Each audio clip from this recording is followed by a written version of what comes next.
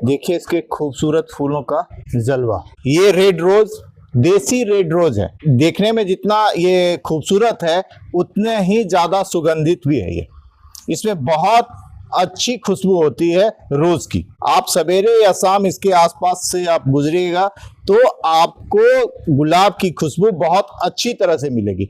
और ये भाई साहब मुफ्त में आप पा सकते हैं, कटिंग से लगने वाला पौधा है। वर्षा ऋतु में इसकी एक कटिंग लगा दीजिए, बस लग जाएगा। कटिंग से ही लगाया गया है ये पौधा।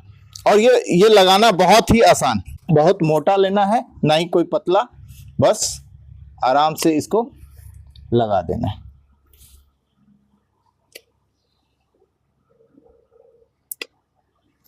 इसको लगाने का बस एक ही ट्रिक है, टेढ़ा लगना चाहिए बस। जब इसमें पत्ते आ जाए और इसके रूट डेवलप हो जाए आपको पता चल जाएगा। कम से कम एक फूल खिल जाए तो इसको यहाँ से रिमूव करके दूसरे जगह लगा दीजिएगा। रिमूव करने का समय या तो बारिश होना चाहिए या शरद ऋतु मतलब जाड़े का समय, बस यही है। और इसमें कलर बहुत होते हैं। देसी में 3 कलर आते हैं, आपका व्हाइट, आपका रेड और आपका पिंक। और ये तीनों कलर मेरे पास है, वो भी मैं आपको दिखाता हूं। देखिए इसी का व्हाइट है, जी हाँ। देखिए इसका पिंक, ये हमेशा गुच्छों में आएगा। ये देखिए पूरा गुच्छों में अगस्त के लास्ट में इसकी कटिंग कर देनी चाहिए और इसके जड़ों को हल्का करके इसमें खाद दे देना चाहिए। लेकिन हमारी जो मिट्टी है वो बलुआही और भुरभुरी है और बरसात के दिनों में इसमें दीमक बहुत लगता है, इसलिए बरसात के दिनों में मैंने नहीं किया। और दीमक कैसा है ये देखिए, इतना मोटा, इतना बड़ा, 14 साल 15 साल पुराना मेरा गुलाब का पौधा को दीमक ने कुतर कुतर के खा लिया। यहाँ की परिस्थिति ये है कि जमीन में अगर ऐसे ही सूखा छोड़ दिया जाए, सूखा कोई भी चीज, तो वो दीमक लग जाती है। वो भी मैं दिखाता हूँ। देखिए यहाँ दीमक का क्या हाल है। एक बैम्बो रखा है उस पर पूरा दीमक लगा हुआ है। इसको झाड़िए तो ये देखिए देखिए, देख रहे हैं ये दीमक का कृपा कम से कम 80% वो खा चुका है।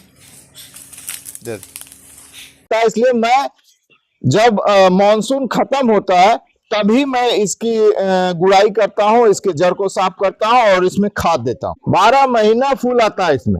लेकिन जो फूल आता है आपका अक्टूबर, नवंबर, दिसंबर, जनवरी, फरवरी, वो देसी गुलाब का फूल कम से कम 4 इंच प्लस आता है अगर आपने उसका केयर किया तो। इस कटाई छटाई के बाद इसके जमीनों को अगर आपने निकाल दिया तो आप समझिए कि इसको कम से कम 4 या 5 दिन छोड़ना पड़ता है, जो कि इसके रूठों में थोड़ी धूप लग जाए।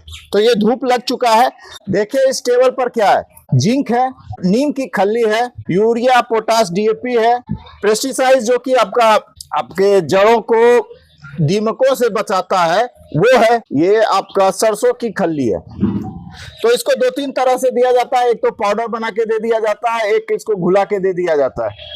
लेकिन हम इसे सॉलिड दे रहे हैं कि धीरे धीरे ये घुलते रहेगा। जैसे पानी रहेगा, ये मॉइस्ट है तो धीरे धीरे ये अपने आप डिसॉल्व हो जाएगा। पहले सबको मिला लेना है। जमीन में है तो थोड़ा ज्यादा बहुत हो सकता है, लेकिन गमले में ध्यान से देना होगा। गमले में जब भी आप दें तो 1 चम्मच से ज्यादा इसका पाउडर ना दें। लिक्विड 100 ग्राम को 10 लीटर में घोल दें और उसके बाद भी 10 लीटर पानी मिला के तब दें। लीफ पर कोई भी सरसों की खल्ली का लिक्विड ना दे, नहीं तो वायरल हो जाएगा, उसमें कीड़े लग जाएंगे। पहले सबको मिला लेते हैं। ये मेरा विशुद्ध लीफ का खाद है। जो आप पेड़ देख रहे हैं ऊपर, वो जितने भी पेड़ के पत्ते हैं उसका लीफ खाद है।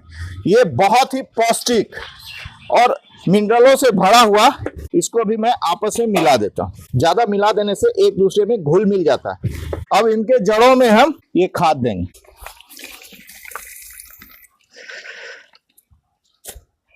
अभी इसमें कोई पानी वगैरह नहीं दिया जाएगा, पहले से ही मॉइस्ट है क्योंकि अभी बारिश का समय गया। पानी इसको जब पूरी तरह से सूख जाए, ड्राई हो जाए, तब 7-8 दिन के बाद पानी दिया जाएगा। अब इसका क्या किया जाएगा ये देखिए, ये भी बहुत इंपॉर्टेंट चीज है।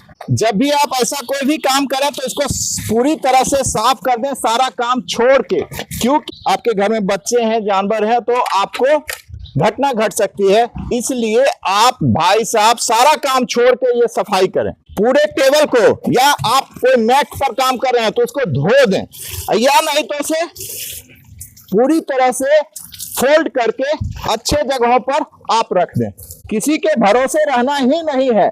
जो कटिंग होती है, प्रूनिंग होती है, उसके बाद जो नए स्टेम आते हैं उसमें अच्छे और बड़े फूल आते हैं। जी हाँ, बहुत बड़े फूल आते हैं। ये आपका हाइब्रिड में भी होता है और ये आपका देसी में होता है। लेकिन हाइब्रिड में होता क्या है कि आपको गर्मी के दिनों में उसे बचाने की कोशिश करनी पड़ती है, क्योंकि अगर गर्मियों में लगाते हैं तो वो जल सकता है। उसके पौधे थोड़े कोमल होते हैं और ये हार्डी होते हैं। ये किसी भी परिस्थिति में आपको सरवाइव कर जाएंगे, गर्मियों में भी सरवाइव कर जाएंगे और जाड़ों में भी सरवाइव कर जाएंगे। लेकिन उसमें और इसमें एक और अंतर है, ये 12मासी फूल देने वाला पौधा है और इसमें खुशबू होती है, और हाइब्रिड वाले में खुशबू नहीं होती है, लेकिन उसकी साइज फूल डालिया से तुलना कर सकते हैं आप। उसकी एक प्रजाति आती है ताजमहल। जी हाँ, ताजमहल गुलाब आता है, उसका साइज कम से कम 4 से 6 इंच तक भी हो सकता है अगर आपने उसका अच्छा केयर किया तो। और आपको अगर नॉन मेंटेनेंस गुलाब चाहिए तो ये तीनों गुलाब आप लगाइए। ये तीनों आपको कटिंग से लगती, जाड़ा के दिनों में लगाइए या बरसात के दिनों में लगाइए। बरसात के दिनों में थोड़ा जल्दी लगेगा, जाड़ा के दिनों में थोड़ा लेट लगेगा, लेकिन लग जाएगा। कटिंग से बहुत आसानी से लगने वाला पौधा देसी गुलाब। आपको ये इंफॉर्मेशन बहुत ही अच्छा लगा होगा, और अच्छा लगा तो इस गरीब को लाइक और सब्सक्राइब कीजिएगा।